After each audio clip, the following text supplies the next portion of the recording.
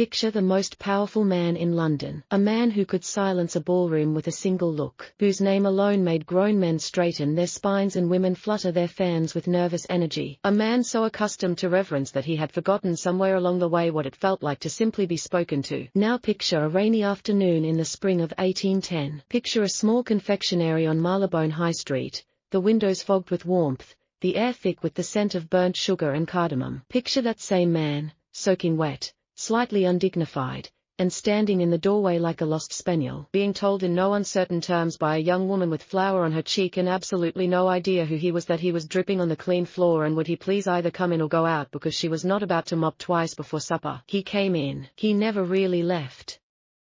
This is the story of Cyprian Sterling, the Duke of Ravenhurst, and Clara Bennet, the confectioner's daughter, who treated him like an ordinary man, and in doing so made him fall utterly, helplessly, and rather inconveniently in love. If you have not yet subscribed to this channel, now is precisely the moment. And when you have finished listening, leave us a comment. We want to know whose side are you on, Cyprian's or Clara's? We have a feeling you will be surprised by your own answer before this story is through. Now let us begin. London in the spring of 1810 was, as it always was, a city of performances. Every carriage ride was a theatre. Every park promenade was a stage. Every dinner party was a carefully rehearsed production in which everyone knew their lines and the only crime was to deviate from the script. Cyprian Sterling had been performing since he was 11 years old.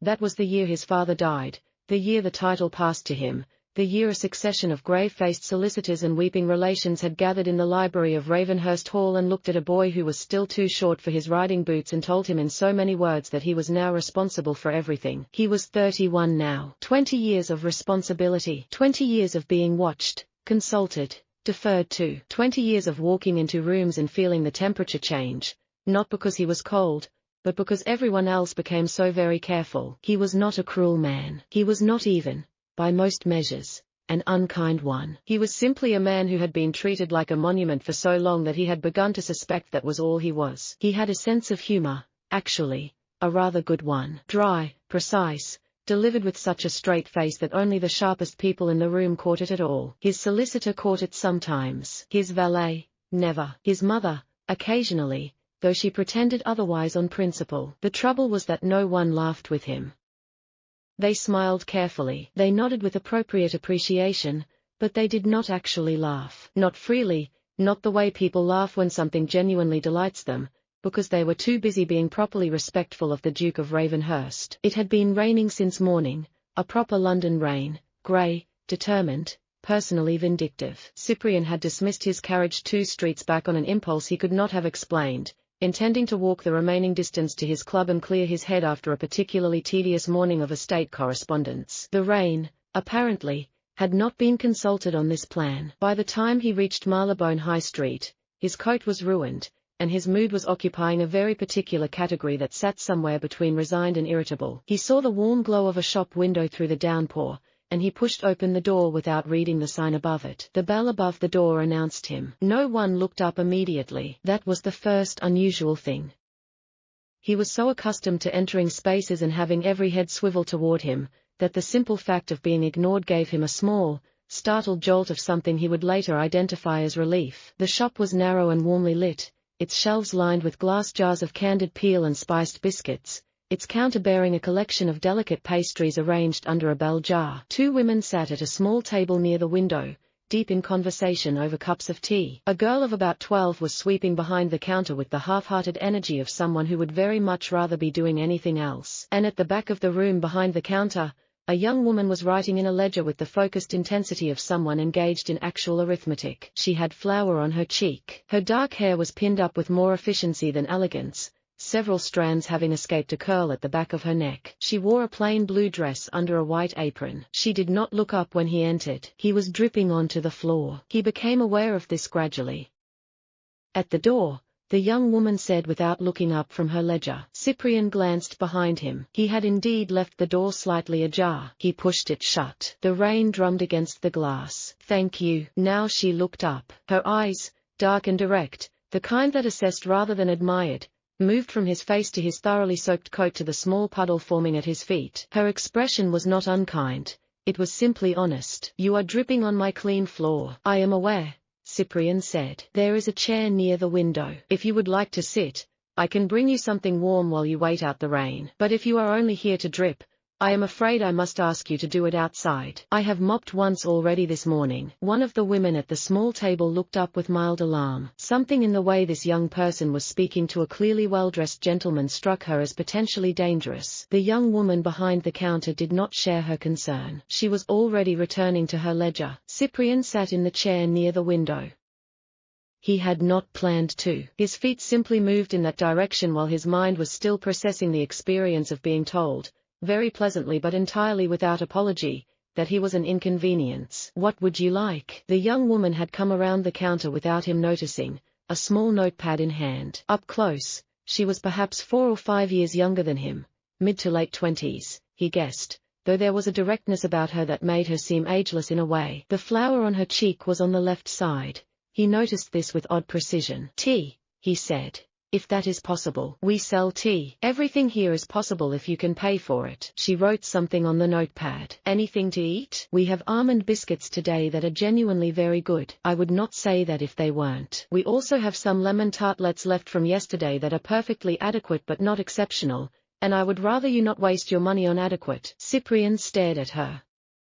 In 20 years of being a duke, no shopkeeper had ever told him anything was merely adequate. The almond biscuits, he said. Wise. She was already walking back to the counter. He sat there for 40 minutes. Outside, the rain did not relent. Inside, he drank excellent tea and ate 3 almond biscuits that were, without qualification, exactly as good as advertised. And he watched the young woman behind the counter manage her small shop with a quiet and showy competence that he found inexplicably soothing. She helped 2 more customers. She finished her ledger. She showed the sweeping girl, Maggie, not like that. Like this, the proper angle for reaching under the display stand. She was not performing. She was simply working. It occurred to Cyprian watching her that he could not remember the last time he had been in the presence of someone who was simply doing a thing without any awareness of being observed. Cyprian was preparing to leave. The rain had eased to a drizzle when she appeared at his table with the bill. He looked at the figure. He looked at her.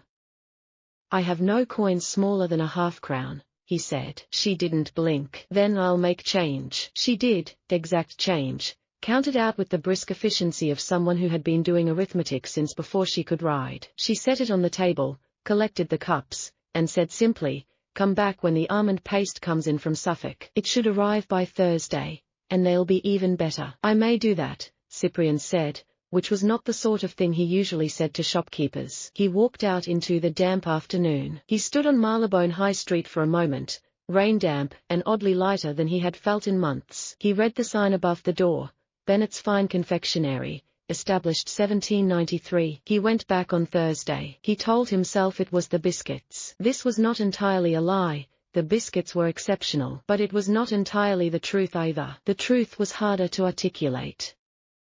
The truth was something like, there was a woman in a shop on Marylebone High Street who spoke to him as though he were a person, and he had apparently been starving for that without knowing it. He came back on Thursday as she had suggested, and then the following Tuesday because he had business in the area, and then the Friday after that, which he could not quite explain even to himself. He always sat at the chair by the window. She always brought him tea without being asked after the second visit and something new to try, a honey cake, a bergamot cream, a small square of ginger-preserved plum that tasted like autumn, with the same candid assessment of its merits. This one is extraordinary, she might say, setting a plate before him. This one is good, but I think the spice balance is slightly off. Tell me what you think. You seem like someone who would actually notice. Or memorably, about a violet fondant she had been experimenting with.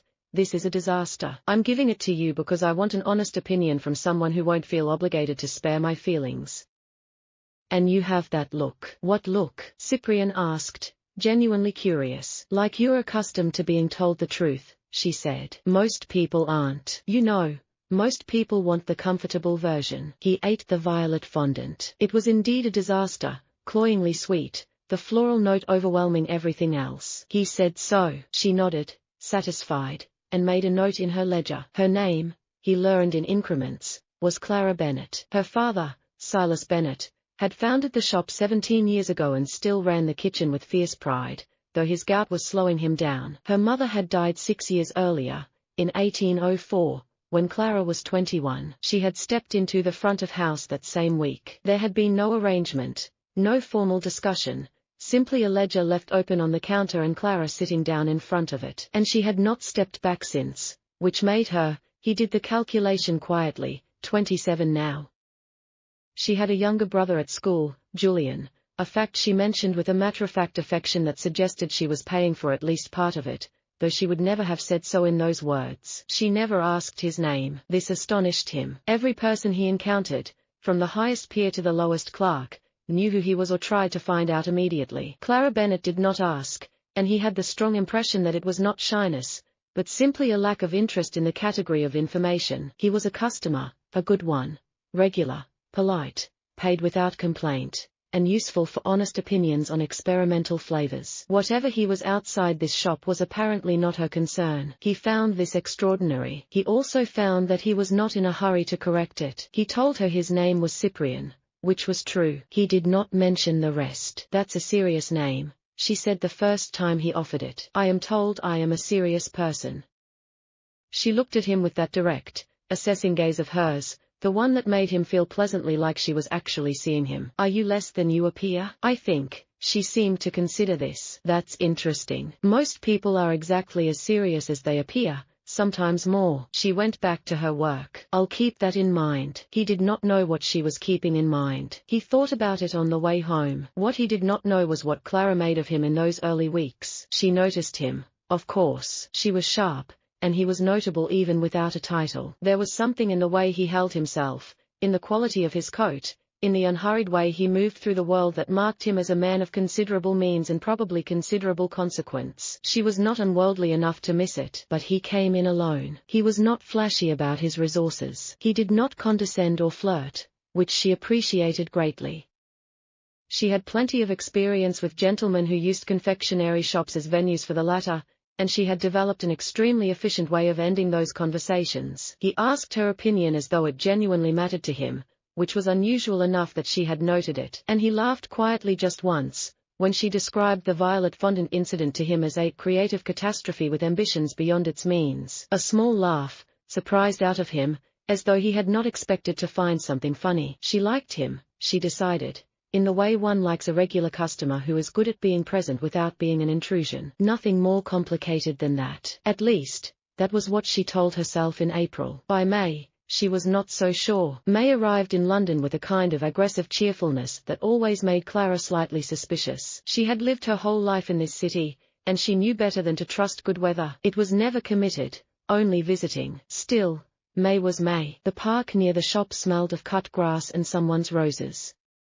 Customers came in with lighter moods and ordered things with lavender and elderflower. Maggie swept the front step twice a day without being asked, which was either seasonal enthusiasm or a sign that she had developed a sudden passion for cleanliness. Clara suspected neither. Everything felt, in that particular May, slightly more present than it usually did. The colors a degree brighter, the sounds a fraction sharper. And Clara, who was a practical woman and knew better than to romanticize the ordinary, could not entirely account for why. She found herself making a new recipe, a rose and cardamom shortbread, and thinking while she was pressing the petals into the dough that she was doing it because she thought Cyprian might like it. She stopped. She looked at the dough. This was not, she told herself firmly, significant. She made things based on customers' tastes all the time. That was good business. She had made Mrs. Hartley's favorite salted caramel specifically because Mrs.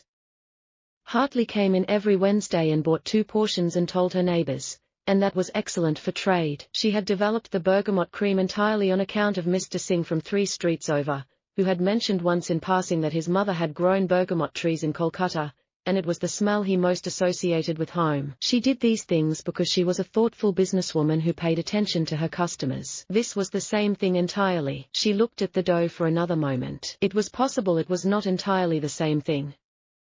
The rose and cardamom shortbread was excellent. She set a piece on his plate the next Thursday without comment and watched from behind the counter as he tasted it. Something shifted in his expression, something that was not quite a smile, but was in the same neighborhood, warm and slightly private. The kind of expression that moves through a person before they've decided whether to show it. This is very good, he said. I thought you might like it. Why? She opened her mouth, closed it, and tried again. You ordered the cardamom tea twice, and you're called Cyprian, Which is, I don't know. It's a name that goes with roses somehow. He looked at her for a beat longer than was strictly necessary. The air between them held something she couldn't quite name, the way air holds the charge before rain, present and anticipatory. You made this for me. I made a batch, she said crisply, and you are the first to try it. Don't make it peculiar. I wouldn't dream of it. He ate 3 of them and said nothing else about it, and she was unreasonably grateful for that.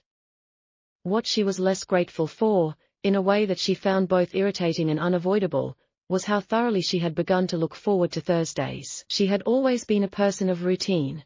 Early mornings, the kitchen first, accounts before noon, the ledger before closing. She had not previously understood how much texture a single regular appointment could add to a week. By Wednesday evenings, she was mildly distracted. By Thursday mornings, she had generally assigned the distraction to menu planning or accounts or some other sensible category, and by Thursday afternoon, she had abandoned the pretense. The thing about Cyprian, the thing she was slowly and reluctantly becoming aware of, was that he paid attention. Not in the way of men who paid attention because they wanted something from you, with that particular inquisitive alertness that she had learned over years behind the counter to identify and deflect. He paid attention in the way of someone who was genuinely interested in the answer. He remembered things she said. He asked follow-up questions about Julian's school term, about whether the Suffolk almond paste had arrived on schedule, about a passing mention she'd made of wanting to try a French nougatine technique she'd read about in a translated pamphlet. He asked as though these things mattered. And the terrible part was that when he asked, she felt as though they did, as though the small details of her days were worth attention, which was not something she had often been given cause to feel. She had not had that in a long time. She had not let herself want it because wanting things you did not expect to receive was an expensive habit. Her father noticed, which she could have done without. Silas Bennet was a man of very few illusions and considerable powers of observation. He had built a successful business on exactly these qualities, and he observed over supper one evening in early May that the gentleman who came on Thursdays and occasional Tuesdays had been coming for 6 weeks and had never once looked at the pastries the way men usually looked at pastries. How do men usually look at pastries? Clara asked, keeping her voice perfectly even. With hunger, her father said. He looks at the pastries like a man who is there for something else and doesn't mind the pastries. He is there for tea and conversation, Clara said. He is a regular customer. Said her father in the particular tone that meant he had a great deal more to say and had decided for now not to say it. This tone had been refined over decades of raising a daughter who had strong opinions about being advised, and it was a masterpiece of its kind, equally present and absent, equally a comment and not a comment. She ignored this with the ease of long practice. What she could not as easily ignore was the afternoon in mid-May when Cyprian arrived slightly later than usual, clearly fresh from some engagement that had required more formal dress. His cravat was more elaborate than his usual style, his coat finer, and there was a certain contained tension in him that she had not seen before. It sat in his shoulders, in the particular stillness of someone who has been performing all morning and has only now found a room where they can stop. He sat down at his usual chair and she brought the tea. He was quiet for a long moment, looking out at the street at the ordinary afternoon commerce of Marylebone High Street moving past the window. Difficult morning, she asked, because she always said what she thought. Difficult decade, he said, and then made a face that suggested he hadn't meant to say that. She looked at him for a moment. Then she sat down in the other chair. This was mildly against her own rule about not sitting with customers. It was the kind of thing that invited misunderstanding, and she had enough experience with misunderstanding to be cautious. But the shop was quiet, and something in his expression suggested that the usual transaction was not what was needed right now. He looked, if she were honest, like a man who had forgotten how to simply be in a room.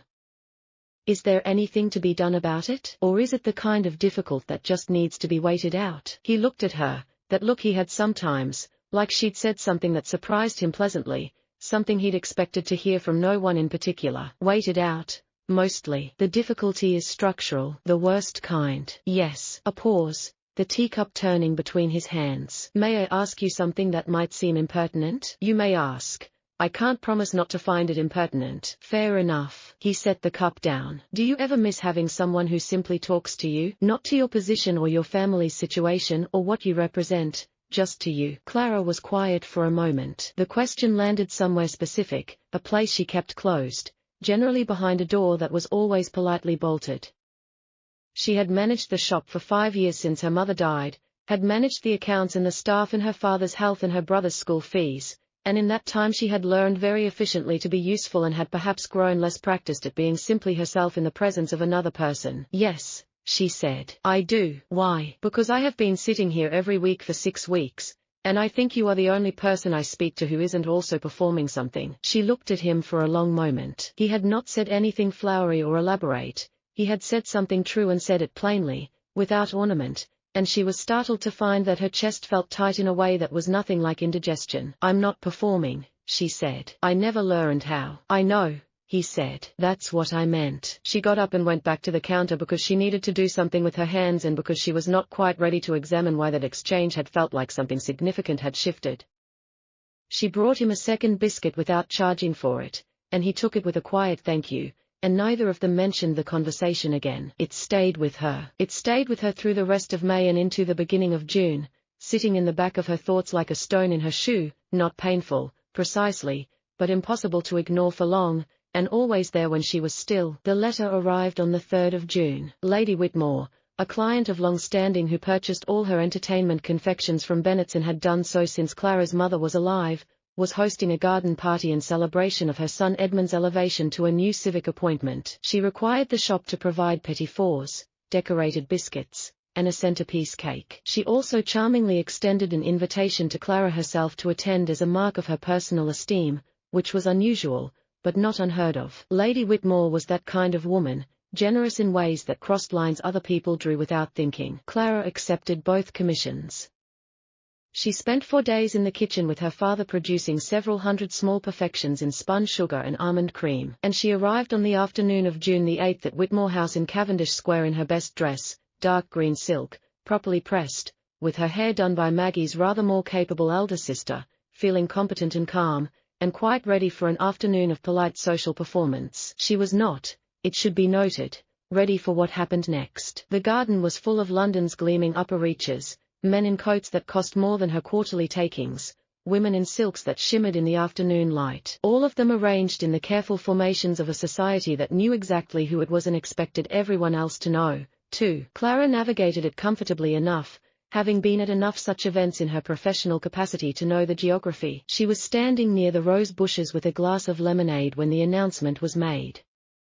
Lady Whitmore, beaming, presented the principal guest, arriving now, apparently after a delay she attributed to parliamentary obligations, who had most graciously agreed to honour the occasion with his presence, His Grace, the Duke of Ravenhurst. Clara's glass of lemonade did not fall. She had good reflexes, but her grip on it became very suddenly and significantly tighter. He walked through the garden doors with the easy, unhurried authority of someone who had spent his entire life arriving in rooms and having them rearrange themselves around him, which she now understood with the totality of a truth that had always been present but never assembled, was exactly what had happened. He was taller out of doors somehow. Or perhaps it was the light. Or perhaps it was simply that she was seeing him without the frame of her shop around him, without the tea and the narrow chair and the context that had made him ordinary. He was not ordinary.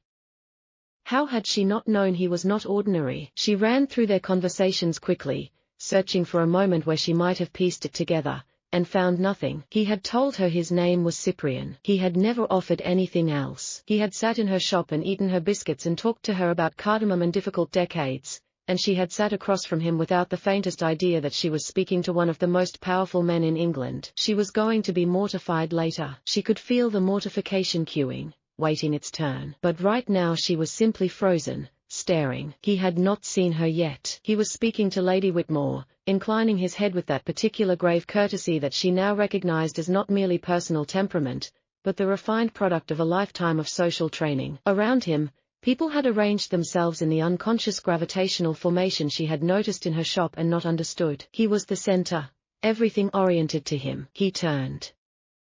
His gaze moved across the garden in the practiced sweep of a man accustomed to reading a room in seconds. And then he saw her. It is worth pausing here, in this moment before everything became complicated. Because in this moment, before the discomfort, before the argument, before the long and knotted middle section of this story, something happened in Cyprian Sterling's expression that several people standing nearby noticed, and none of them could quite account for. The practiced gravity of the Duke of Ravenhurst shifted very slightly into something warmer and considerably more unguarded for precisely the space of a breath. Then it settled back. He crossed the garden toward her with a steadiness that she would later recognize as deliberate. "Miss Bennet," he said. Your Grace, she said. The words felt foreign in her mouth, pointed at him. A beat of silence. I should have, he began. You should have, she agreed. It did not seem, she repeated pleasantly, like information you felt I needed. He absorbed this. May I explain? You may try, she said. I reserve the right to be unconvinced. Something moved in his expression, not quite the smile, but the same neighborhood. That seems entirely fair. She did not speak to him privately at the garden party. There were too many eyes, too many interested glances already sliding their way from across the rose beds. She smiled at what he said when he said it. She was not going to give London the satisfaction of visible conflict, and she excused herself after 20 minutes with perfect social correctness. She spent the carriage ride home, a borrowed carriage, Lady Whitmore's doing, sorting through what she felt, which was considerable and slightly chaotic. There was embarrassment, yes. She had spoken to a duke as though he were a regular person for 6 weeks. She had told him the violet fondant was a disaster. She had sat down at his table uninvited and talked to him about difficult decades as though they were equals. Well, she had not been wrong, exactly, to do any of those things. They were, she maintained, perfectly reasonable things to do when speaking to a regular customer called Cyprian. The problem was that she had not been speaking to a regular customer called Cyprian. She had been speaking to the Duke of Ravenhurst, who had apparently found her ignorance charming enough to maintain indefinitely. And that was the part that stung, not that she hadn't known, but that he had known she didn't know and had let it continue. And the question was why. She turned this question over for the rest of the evening. By morning she had arrived at an answer, and the answer was the most troubling possibility of all.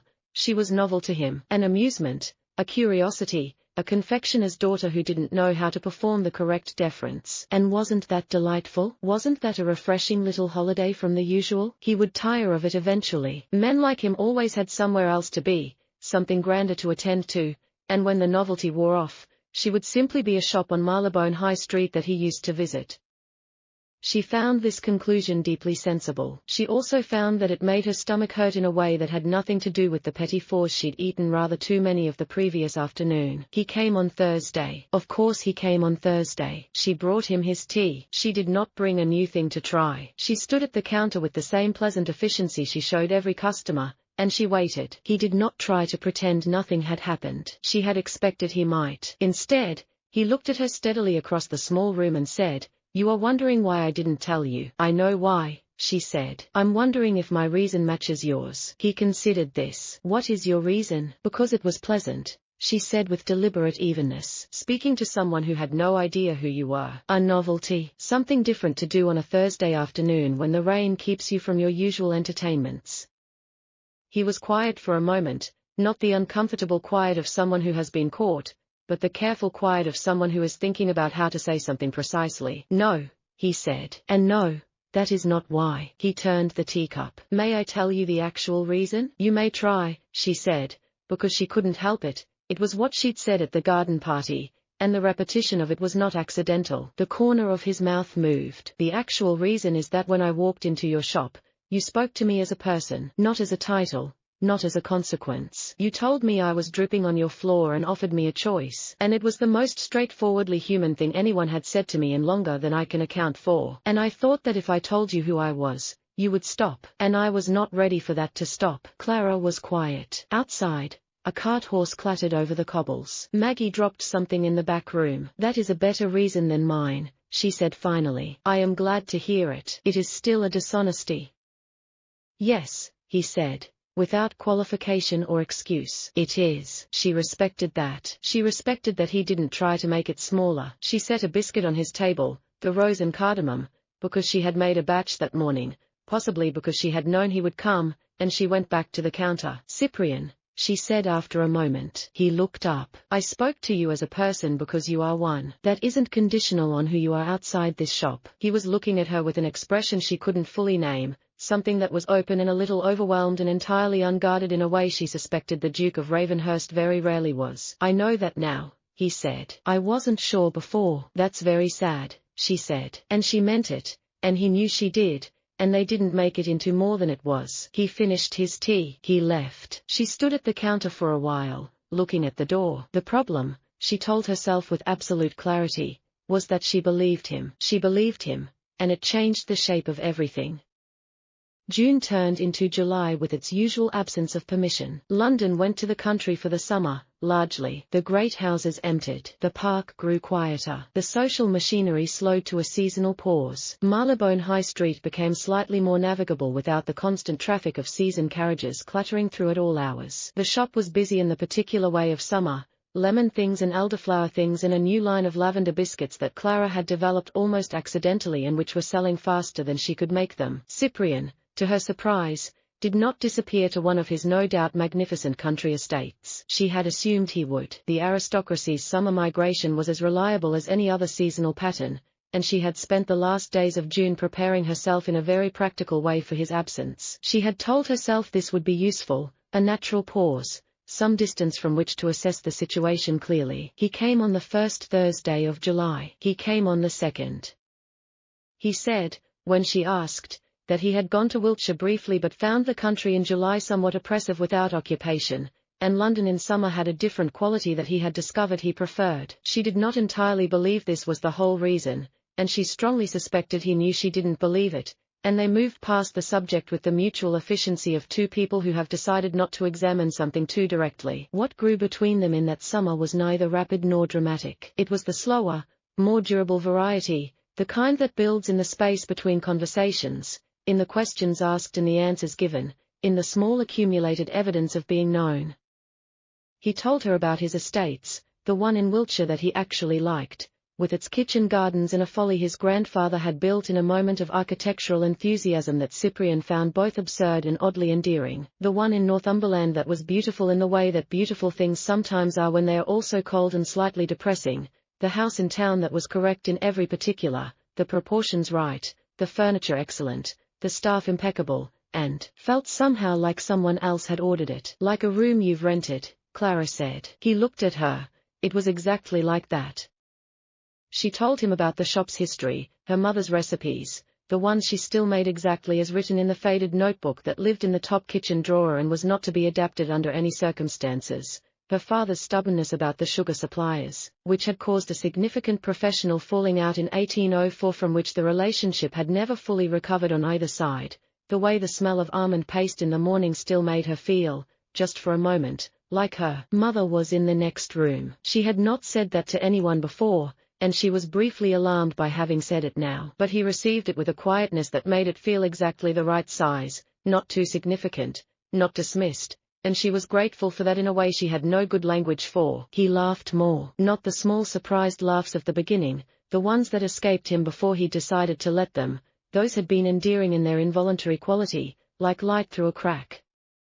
Now they were fuller, open, unguarded, the kind that reached his whole face and made him look, she thought, like a man who had been away from himself for a long time and was finding his way back. She was the primary cause of these and was not, she admitted to herself privately, unhappy about it. There was something deeply satisfying about making a serious man laugh, genuinely laugh, not chuckle politely, not perform amusement, that she suspected she could become dangerously accustomed to. The week he told her about the parliamentary debate that had somehow devolved into a procedural argument about the correct protocol for addressing a committee that no longer technically existed, but whose dissolution had never been formalized, she laughed until she had to put down her pen. He watched her laugh with an expression she filed carefully away and declined to look at too directly. She was also privately and with increasing difficulty not allowing herself to be happy about it in any larger sense, because the suspicion she had initially formed about his motivations, the novelty theory, the curiosity theory, the comfortable story she had told herself in those first raw days after the garden party, had been replaced by something almost worse. Certainty about the impossibility of the situation. She was a confectioner's daughter. Her hands smelled of sugar and butter. She kept the accounts herself because she couldn't always afford not to. He was the Duke of Ravenhurst, which meant Parliament and great houses and a lineage that had been significant since before the Bennet family had thought to open a shop. The world they lived in had very clear rules about this, and those rules were not written in her favor, regardless of what she felt or what she believed he felt, or what happened between them across a narrow table on Thursday afternoons. She did not say this. She simply kept the pleasant, clear-eyed warmth between them carefully calibrated, because she was a sensible woman, and sensible women did not tumble toward men who lived 3 social strata above them and assume anything good would come of it. Her self-discipline was impeccable. She was extremely proud of it. She was also, she had begun to suspect, somewhat exhausted by it. Then, in the third week of July, he arrived on a Tuesday with a particular kind of tension around him that she had learned by now to read. It was not the external tension, not the formal dress, not the recent engagement quality, but something more internal, the kind of tension that comes from having made a decision and being in the process of living with it before acting on it. What happened? She asked, setting down the tea. Nothing catastrophic, he said. My mother has a candidate. For what? For me. He said it with the wry exhaustion of someone who had been having this conversation for years in slightly different forms from a succession of well-meaning parties. She does this periodically.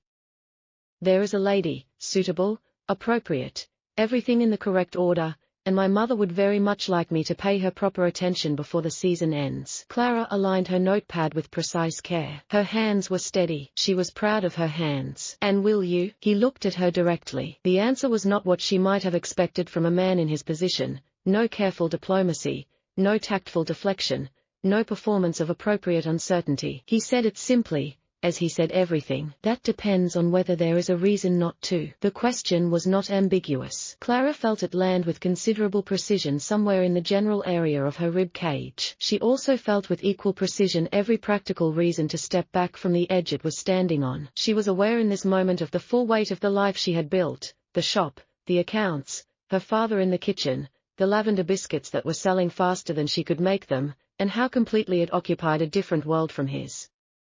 And she was aware, beneath that, of something else, a warmth so consistent and so present that she had spent for months carefully not naming it. I think, she said carefully, that I am probably not what your mother has in mind when she talks about reasons. No, he said, she isn't. But I'm asking you, not her. Cyprian, she sat down the notepad. You know what I am, what my family is, what the world would say. I know what you are, he said. I've been paying attention for 4 months. He paused. And when he continued, there was nothing performative in it, no rhetoric, no flourish, only the same plain precision she had always valued in him. I know you're the person who told me the violet fondant was a disaster and then offered to share the failure equally. I know you're the person who sat down with me when I needed someone to talk to, without being asked and without making it significant. I know you're the person who makes rose and cardamom shortbread and pretends not to know who it's for. I know those things with considerable certainty.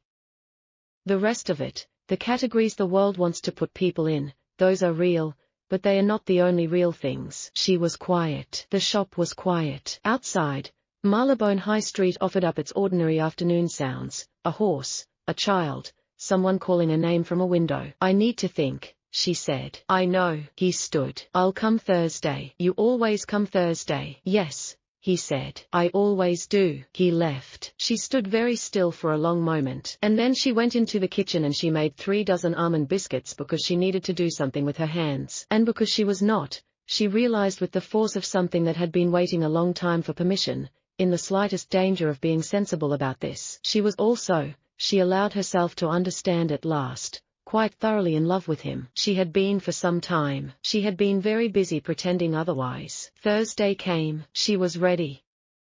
She had spent 2 days thinking, genuinely thinking with the same rigor she applied to accounts and recipes, because this was a decision and she made decisions properly. She thought about her father, who would be surprised but not, she suspected, opposed. She thought about her brother at school, about the shop's reputation, about what the world would say and what it actually meant versus what it felt like it meant. She thought about the women at Lady Whitmore's garden party with their silk dresses and their practiced social ease, and whether she wanted that life, or merely whether that life was adjacent to something she actually wanted. She thought about Cyprian in the doorway in the rain, being told he was dripping on the floor. She thought about the look on his face, like a man who had not been spoken to like a person in a very long time. She had been so concerned about not being foolish that she had almost forgotten to ask herself what she actually felt. When she asked, the answer was immediate and slightly mortifying in its simplicity. She felt certain.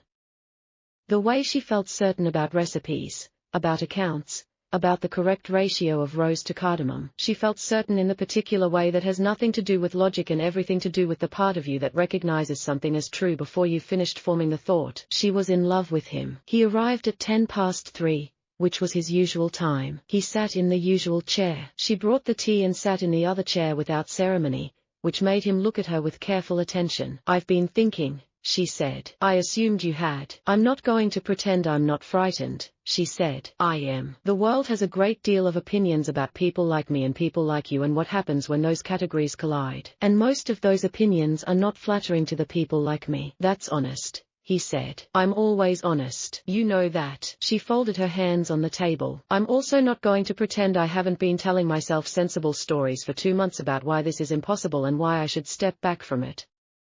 I'm very good at sensible stories. You are, he agreed, catastrophically good. But I think, she paused, and she squared her shoulders, and she looked at him with the same direct, unperforming clarity that had felled him in the doorway back in April. I think that if you asked me whether I wanted to try, and I said no out of a fear of what London might think, I would spend a very long time being very sensible and quite miserable about it. And I have too much to do to be miserable. Cyprian was looking at her very steadily. She could see it in his face, the same quality she had seen in the garden at Lady Whitmore's, that unguarded warmth he generally kept assembled correctly. It was not assembled correctly now. Are you saying yes? I'm saying I want to, she said. I'm saying I think you are worth the considerable inconvenience. I'm saying that you make me feel like the things I think and say actually matter, and I had forgotten that people could do that, and I'm not inclined to dismiss it for the sake of appropriate behavior. That is a yes, Cyprian. In case the preamble was confusing. He was quiet for a moment. Then he said in a voice that was somewhat different from his usual measured tone, I have been coming to this shop for 4 months. I have been thinking about you for most of that time. I have been looking, in a way I had not managed to articulate even to myself, for exactly what you described, someone who speaks to me, not to the title. And you did that before you even knew what the title was, which means it has nothing to do with it. He set the teacup down. I am very much in love with you, Clara Bennet. I have been for some time, and I would be honored, genuinely honored, if you would allow me to address your father. Clara exhaled. It was not quite a laugh, but it was in the vicinity. He's in the kitchen. He knows you're here. Cyprian blinked. He always knows you're here, she said. He's been waiting for this conversation for approximately 2 months. He will pretend he wasn't. The look on Cyprian's face at this, the particular mixture of surprise and delight and slight embarrassment, was, she thought, one of the best things she had ever seen. Shall I go to him now? He asked. Finish your tea first, she said. It would be rude not to. Silas Bennet received the Duke of Ravenhurst in the kitchen of his confectionery with the particular composure of a man who had been composing himself for this eventuality for 2 months and was not about to let it show. He was at the worktop when Cyprian came through, sleeves rolled to the elbow, stirring something that smelled of orange peel and clove. He did not stop stirring. He said, without turning around, sit down. Cyprian sat on the stool beside the drying rack, which was not a dignified thing to sit on, and which Silas Bennet had almost certainly placed there deliberately. My daughter tells me you have been coming in on Thursdays since April, Silas said. And occasional Tuesdays, Cyprian said. Silas set down the spoon. He turned, folded his arms, and looked at Cyprian with the frank, unhurried appraisal of a man who had spent 30 years judging the quality of things. She also tells me she did not know who you were for 2 months. That is correct? It is. And you did not tell her? No. Silas was quiet for a moment. Why not? Cyprian looked at him directly. Because she spoke to me like a person. I was afraid that would stop. Something shifted in Silas Bennet's expression, not softening exactly, but a slight recalibration. The look of a man reassessing a set of figures. He picked the spoon back up and returned to his stirring. She is not going to become someone else because you have a title, he said. I want to be clear about that. I would be very disappointed if she did. She will argue with you. She already does. She will keep the shop. I assumed she would. Another silence. The orange and clove filled the kitchen between them, warm and unconcerned with the conversation. Silas tasted the mixture, frowned at it, and added something from a small jar. She has not been happy, he said, without looking up. Not unhappy, mind you, she has never been a woman who sat about feeling sorry for herself. But she has been carrying a great deal for a long time, alone. He put the lid on the pot. I would like that to stop. So would I, Cyprian said. That is rather the whole point. Silas turned and looked at him again. Whatever he found in Cyprian's expression appeared to satisfy him. He gave a single nod, brisk, decided. The nod of a man who had made up his mind and was not given to fanfare about it. Finish your tea, he said. She will be wondering what is taking so long. Cyprian said he counted on it, all of it, and went back to the front of the shop, where Clara was standing at the counter with her arms folded in an expression that was trying very hard to be patient and not entirely succeeding. What followed was not simple. The world did not rearrange its prejudices because two people had been honest with each other across a tea table. There were conversations, some elegant, some rather less so. There were relations of Cyprian's who received the news of his intentions with expressions that covered the full range from stunned to personally affronted. There was one particularly memorable dinner at which an elderly countess suggested in tones of magnificent concern that the Duke might benefit from some rest, as he appeared to be under some strain, which was the most indirect way anyone had yet found to say that they thought he had lost his mind.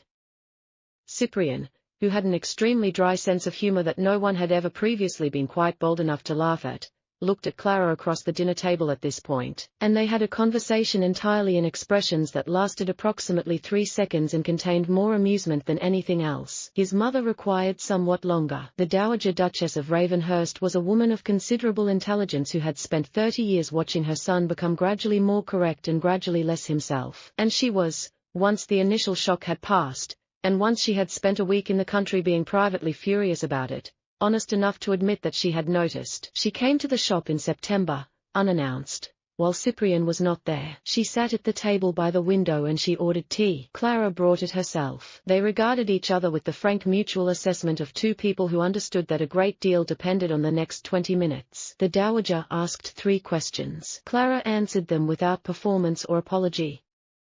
The third question was, "Does my son laugh when he is here?" "He does," Clara said. The Dowager was quiet for a moment. "Good," she said. "He has not done that in a very long time." She finished her tea. She left a generous gratuity and said on her way out that the almond biscuits were exceptional, and that she would send her housekeeper on Thursdays. She did. She also attended the wedding in November, held in Wiltshire, and told no one what she thought of the whole business, which from a woman of her particular habits of expression, was as close to approval as anyone was likely to receive. Clara, for her part, was not naive about the work of it. She was not going to become a duchess overnight in any way that counted, not in her own estimation, not in the estimation of London, not in the estimation of the people who would look at her origin and reach their conclusions before she'd opened her mouth. She knew this.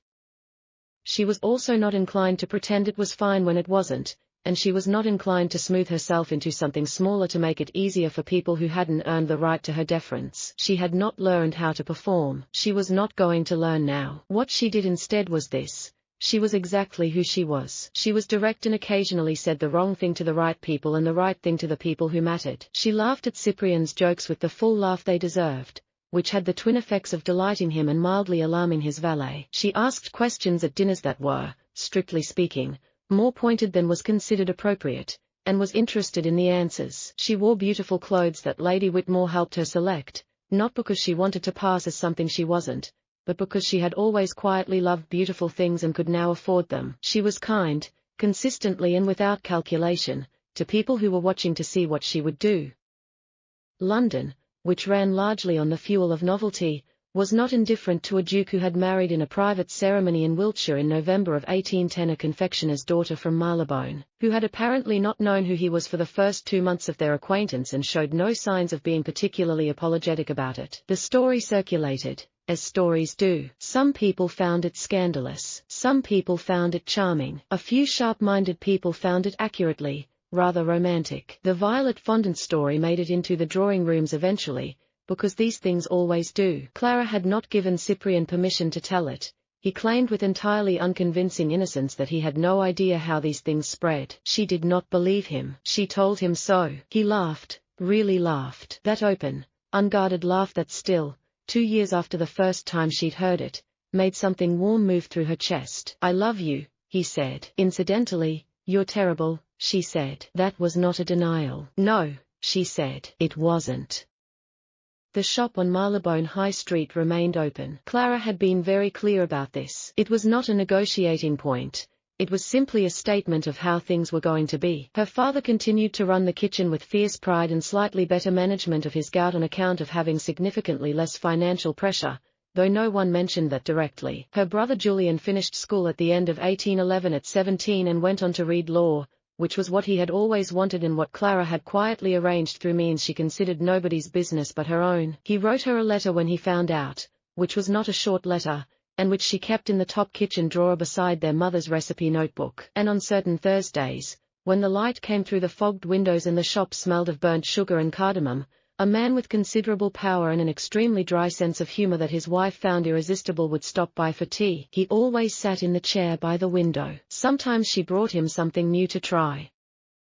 She always gave him her honest opinion, and he always laughed. People sometimes asked in later years what had made the Duke of Ravenhurst fall in love with a confectioner's daughter from Marylebone. The question was always phrased this way: what had she done? What was it about her? As though there must have been a particular trick to it. There was no trick. There was a rainy afternoon and a woman who needed him to make a choice about the door. There was a chair by a fogged window and tea that was made exactly as it should be. There was a voice that said plainly and without any performance at all that the violet fondant was a disaster and that the rose and cardamom shortbread was for him specifically, even if it was impolite to say so. There was a person who spoke to him like a person. That was the whole of it. In a world that had spent 30 years treating Cyprian Sterling like a monument, Clara Bennet had simply treated him like a man. She had not known this was unusual. She had not known it was exactly what he needed. She had not, for quite some time, known he was a duke at all. He never fully recovered from the novelty of being known. He was very grateful for that. If this story moved you, subscribe for more and tell us in the comments, whose side were you on?